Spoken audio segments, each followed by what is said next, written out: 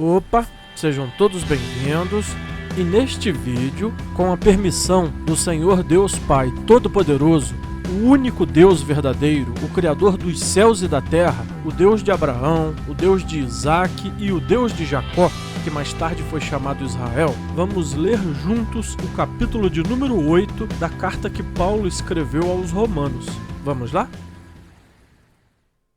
Portanto, agora já não há condenação para os que estão em Cristo Jesus, porque, por meio de Cristo Jesus, a lei do Espírito de vida me libertou da lei do pecado e da morte. Porque aquilo que a lei fora incapaz de fazer por estar enfraquecida pela carne, Deus o fez, enviando seu próprio Filho, à semelhança do homem pecador, como oferta pelo pecado, e assim condenou o pecado na carne, a fim de que as justas exigências da lei fossem plenamente satisfeitas em nós, que não vivemos segundo a carne, mas segundo o Espírito. Quem vive segundo a carne tem a mente voltada para o que a carne deseja, mas quem vive de acordo com o Espírito tem a mente voltada para o que o Espírito deseja. A mentalidade da carne é morte, mas a mentalidade do Espírito é vida e paz.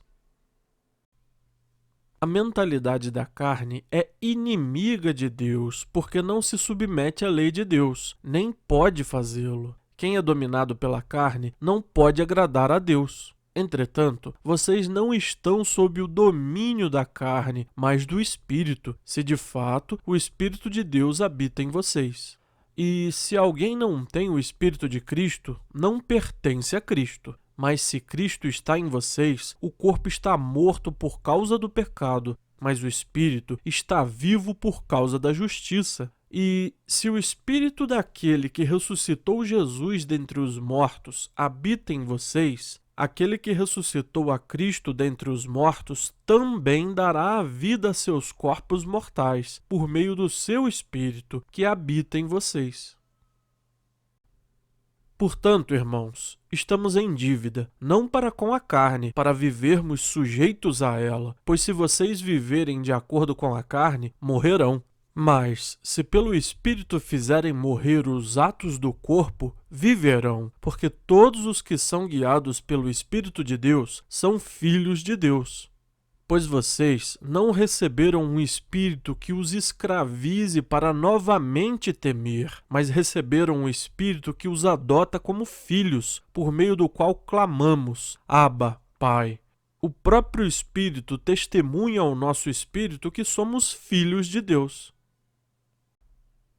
Se somos filhos, então somos herdeiros, herdeiros de Deus e co-herdeiros com Cristo, se de fato participamos dos seus sofrimentos, para que também participemos da sua glória. Considero que os nossos sofrimentos atuais não podem ser comparados com a glória que em nós será revelada.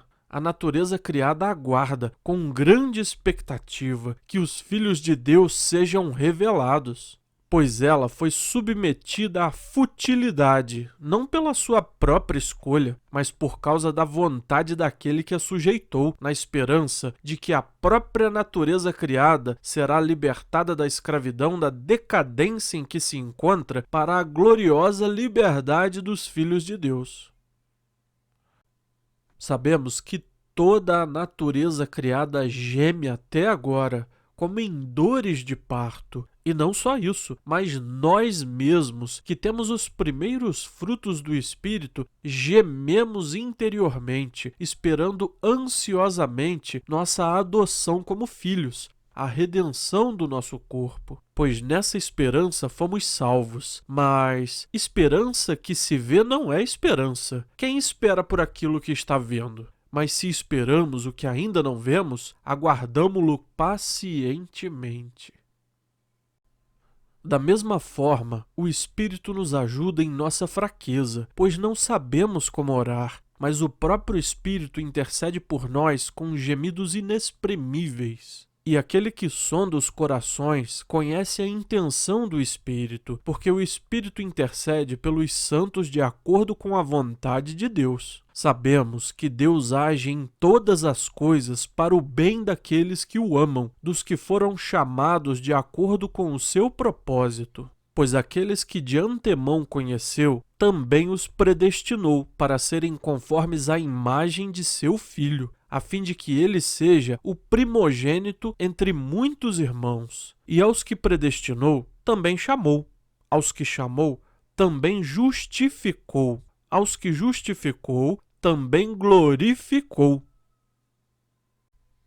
Que diremos, pois, diante dessas coisas? Se Deus é por nós, quem será contra nós? Aquele que não poupou a seu próprio Filho, mas o entregou por todos nós, como não nos dará juntamente com ele e de graça todas as coisas? Quem fará alguma acusação contra os escolhidos de Deus? É Deus quem os justifica. Quem os condenará? Foi Cristo Jesus que morreu e mais, que ressuscitou e está à direita de Deus e também intercede por nós. Quem nos separará do amor de Cristo? Será tribulação, ou angústia, ou perseguição, ou fome, ou nudez, ou perigo, ou espada?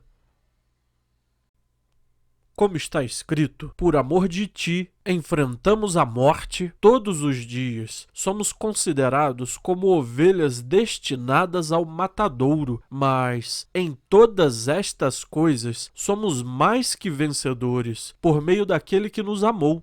Pois estou convencido de que nem morte, nem vida, nem anjos, nem demônios, nem o presente, nem o futuro, nem quaisquer poderes, nem altura, nem profundidade, nem qualquer outra coisa na criação será capaz de nos separar do amor de Deus que está em Cristo Jesus, nosso Senhor.